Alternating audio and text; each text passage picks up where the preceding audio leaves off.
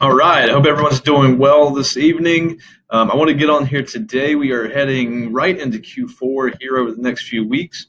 Had a few things, I've been talking to quite a few e-commerce store owners with. So I put together this quick list. It's 12 reasons why you can't scale your store. It's that time of year where, especially if you're in B2C and you're selling physical products, it is about to take off. So without further ado, we will dig right into it and how we can get your stores cranking away. Now, the main reason that I see stores not being able to scale, especially with ones that are ramping up their paid traffic on Google Ads or on Facebook Ads specifically, they do not have the right email sequences in place to follow up the cart abandons. They are driving tons and tons of traffic. Sometimes it could be 10, 20, 30, or more $1,000 per month, and they are not getting back in front of these people. These could be people that abandon cart over the 1 day period, 3 day period, 7 day period, and beyond. But these all need to be gotten back in front of, whether that is with incentives or messaging via email sequences or remarketing or SMS, just really all of the above. You need to maintain that visibility in front of these customers so you don't lose them and so your competitors do not pick them up.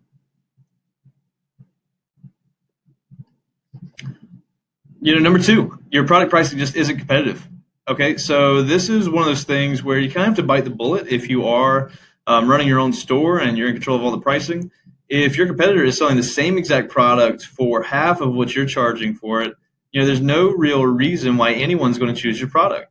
You can try, but it's going to be very much an uphill battle, and you're going to have a lot of issues along the way, especially when it comes to scaling, especially when your audience figures out that there is actually cheaper options on the market with exactly the same quality. Number three, you aren't leveraging conversion data. So this is one that a lot of bigger stores and older stores that have been around for a while haven't really figured out yet. Especially when we're talking about Facebook ads and lookalike audiences, using that conversion data to create lookalike audiences can just be such a powerful, powerful strategy when incorporated with the right businesses and with the right brands and the right stores. By just activating those lookalike audiences and doing substantial enough testing, you can tap into just tons and tons of additional revenue every single month. Number four, you aren't running remarketing ads on all platforms. So this can, as we talked about, number one, be a big issue for bleed out when it comes to your overall efficiency of your store. The last thing you want to do is be spending thousands and thousands of dollars to get traffic in when you're losing, a huge amount of people due to cart abandons or checkout abandons. You want to make sure you're running these remarketing ads on Facebook, on Instagram, on Google Ads, on Microsoft Ads, really anywhere that you can get back in front of your customers. Make sure that you are running these ads. It is very, very critical coming into Q4.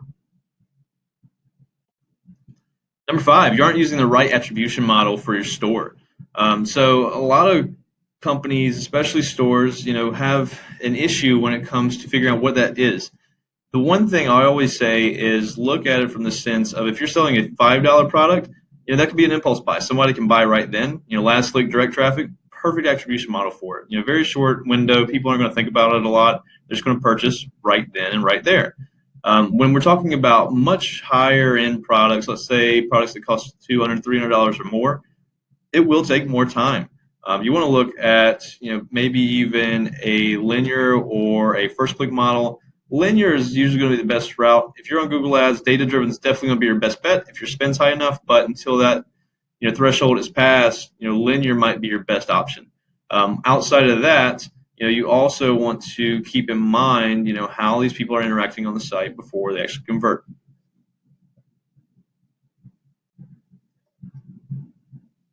Number six, you're only running traffic on a single traffic source. It is a huge missed opportunity, regardless of what market you're in. If you're running ads on Facebook and not on Google Ads, or on Google Ads and not on Facebook, or vice versa, or even testing out other platforms like Pinterest, depending upon your industry and who your demographic might be, these are big opportunities, especially when we're talking about Google and Facebook specifically. If you're not running on one or the other, start today before it is too late, literally. Number seven, you're afraid of running strategic marketing tests. So as the old adage goes, you got to spend money to make money. It's never been truer. If you're not out there running tests day in and day out, your competitors are getting ahead of you. They are going to pass you. They're going to figure out where the opportunities are in the market and take advantage of them and take your market share and take away your potential customers. Number 8, your offer or USP is not compelling. So this is a big thing that you need to overcome if you are having troubles with conversion rates, or you just don't have a very good competitive advantage. If you're selling a lot of the same products as other people, you need to come up with something, whether that's free shipping, whether that's amazing customer service, whether that's huge selection, easily navigable sites, whatever that may be. You need something in place that's going to make you stand out from the competition. Number 9, you aren't factoring in assisted conversions and revenue. This is one of the deadly sins when it comes to e-commerce and scaling traffic. Looking at assisted conversion value in some business models, it can take up even more than half of what you would see on last click or direct conversion value, especially when we're talking about more expensive products. Definitely look into multi-channel funnels in Google Analytics. If you're not looking at that and taking that into account when scaling up or scaling down ad budgets, especially on Google Ads, you are missing out on huge amounts of data and conversion data that might, at first glance, be misleading you and pointing you in the wrong direction, which could inevitably hurt your business.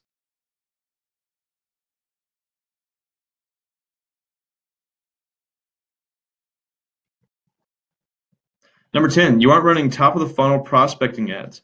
So if you are only running remarketing ads and low funnel, let's say search ads or shopping ads, you definitely need to take into account the viability of running more specific prospecting ads to fill at the top of the funnel. This is where you get your volume from. The other ads are designed to nurture them and turn those into customers.